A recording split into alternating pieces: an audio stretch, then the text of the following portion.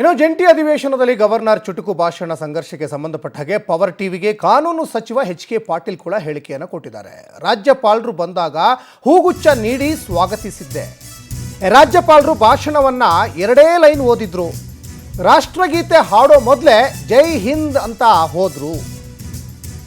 ಇದು ಎಚ್.ಕೆ. ಪಾಟೀಲ್ ಅವರು ಹೇಳ್ತಾ ಇರುವಂಥ ಮಾತು. ರಾಜ್ಯಪಾಲರು ಬಂದಾಗ ಹೂಗುಚ್ಛ ನೀಡಿ ಸ್ವಾಗತಿಸಿದ್ದೆ. ರಾಜ್ಯಪಾಲರು ಭಾಷಣವನ್ನ 2 ಲೈನ್ ಓದಿದ್ದು.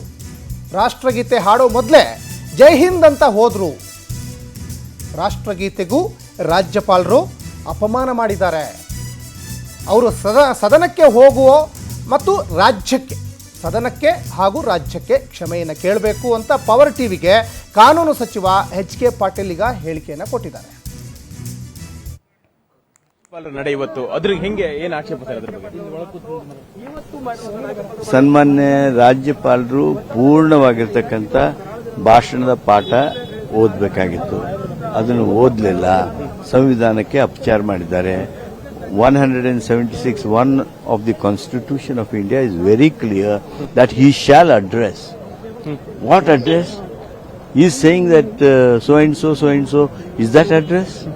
ಏನು ನಾವು ಕ್ಯಾಬಿನೆಟ್ನವರು ನಿರ್ಣಯ ಮಾಡಿ ಅವರಿಗೆ ಭಾಷಣ ಕೊಟ್ಟಿದ್ದೇವೋ ಅದನ್ನು ಓದಬೇಕಾದದ್ದು ಅವರ ಕರ್ತವ್ಯ, ಅವರ ಜವಾಬ್ದಾರಿ, ಸಂವಿಧಾನಾತ್ಮಕವಾಗಿರ್ತಕ್ಕಂಥ ಬಾಧ್ಯತೆ. ಆದರೆ ಅದನ್ನು ಕೈ ಬಿಟ್ಟು ತಮಗೆ 2 ಸಾಲು ಹೇಳಿದವರೆ ಅದು 1 ನಿಮಿಷ ನಿಲ್ಲಿಲ್ಲ. National anthem ಸಲುವಾಗಿನೂ ನಿಲ್ಲಬೇಕಿಲ್ಲ. ಹಾಗೇ ಹೋಗ್ಬಿಟ್ರಲ್ಲ, ಇದನ್ನು ಒಪ್ತೀರಾ ನೀವು? ಇದನ್ನೆಲ್ಲ ನೀವು ಸಾಕ್ಷೀಕರಿಸಿದ್ದೀರಲ್ಲ. ರೈಟ್ ಸರ್, ಧಿಕ್ಕಾರ ಕೂಗಿತ್ತು.